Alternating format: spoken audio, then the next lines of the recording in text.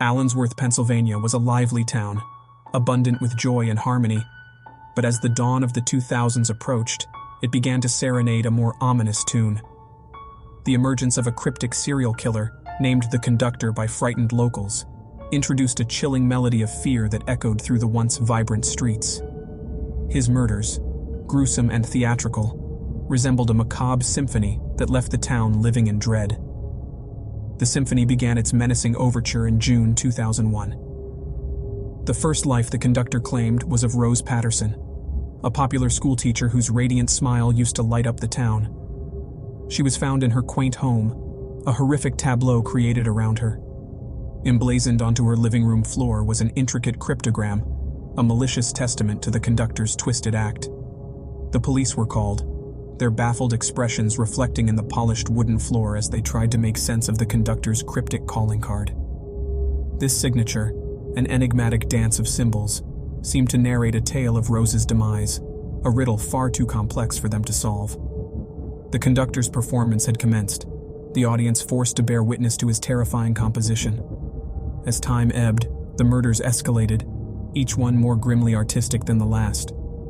Cryptograms started appearing like ghostly whispers at each crime scene, the Conductor's haunting signature.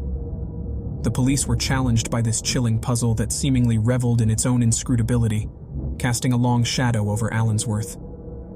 Detective Harris Connolly, a seasoned veteran of the Allensworth Police Department, was assigned to decipher this grim symphony.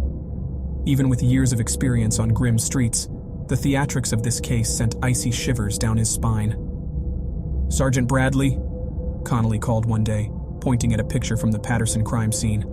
"This sequence here, isn't this eerily similar to the one we found at the baker's shop?" Bradley leaned in, examining the photograph. "Indeed, Harris, it looks identical. You think he's repeating patterns in his cryptograms?" "Seems so.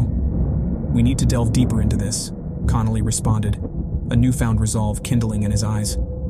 From that day forward, Connolly dedicated himself to decoding the Conductor's eerie sonnet. Sleepless nights blended into days, the cryptogram's labyrinthine patterns becoming a torturous obsession. It was during one of these relentless pursuits of the Conductor's twisted rhyme that Connolly had a breakthrough. The patterns from the Patterson home and the baker's shop, when decoded, spelled out Allensworth. The town's very name was the recurring leitmotif in the Conductor's gruesome symphony. This chilling connection suggested a haunting possibility. The Conductor was someone from within their own community. Armed with this revelation, a citywide manhunt was launched. Every citizen was scrutinized, each corner of the city was explored, but the Conductor was always a step ahead, his chilling symphony playing to his wicked tempo. In a terrifying twist, the cryptogram's melody changed. The Conductor began scripting dates instead of the city's name. Each date was a grim ticket to the next act of his horrifying spectacle. With each passing day, the town sunk further into terror, their days dictated by the Conductor's grim countdown. The countdown plunged Allensworth into deeper paranoia. The dates loomed like dreadful harbingers of doom, the time ticking down towards another crescendo in the Conductor's dread-inducing symphony. Connolly, with desperation gnawing at him, suggested a bold plan to try and apprehend the Conductor. "We lay a trap. We use his anticipated date to our advantage." Connolly pitched his idea to Sergeant Bradley. Bradley, worn and anxious, agreed. "We've got nothing to lose." The plan was meticulously crafted. A bait was set, a supposedly vulnerable victim alone in her home.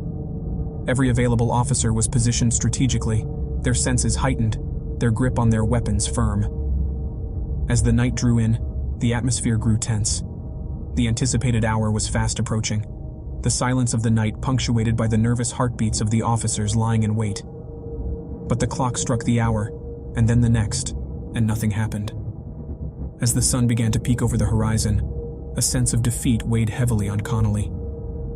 "He knew," he murmured to Bradley, his voice barely a whisper. The Conductor, ever the maestro of his morbid orchestra, had changed his rhythm yet again. It seemed he had anticipated the police's move and decided to not play into their hands. This revelation sent a chilling message to Connolly and his team. The Conductor was always watching, always a step ahead. In the following weeks, the cryptograms took a terrifying turn. They began displaying not just dates, but but locations too. Each clue was a terrifying invitation to the next act of his gruesome spectacle. The conductor was no longer just playing his symphony of dread. He was now orchestrating the town's fear. Despite the dread, Connolly remained steadfast, refusing to let the conductor direct the narrative. Though the eerie melody of the conductor's symphony played on, the final act was yet to be written. For the desperate detective and the terrified town of Allensworth, the chilling overture was far from over. The dance with the conductor of shadows continued, echoing in the night with a hauntingly cryptic rhythm. When you subscribe, be sure to click the notification bell. Click here for more true scary stories.